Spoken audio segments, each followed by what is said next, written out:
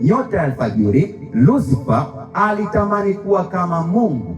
Baada ya kuona kwamba ameumbwa vizuri, akajisahau kwamba ameumbwa na Mungu, akatamani kuwa kama Mungu.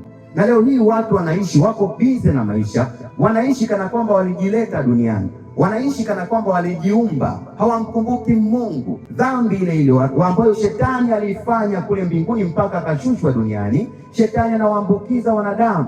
Wanaishi kana kwamba wao ni miamba fulani ambayo haiwezi kufa. Wanaishi kana kwamba wao ni miamba fulani haiwezi kuanguka, kana kwamba ni miamba fulani haiwezi kuharibika, lakini ni uongo mtupu. Shetani alijaribu kupambana na Mungu mbinguni na akashushwa chini. Biblia inasema ya kwamba kwenye kitabu kile cha Isaya sura ya 14 fungu lile la 15 anasema, lakini utashushwa mpaka kuzimu, mpaka pande za mwisho za shimo.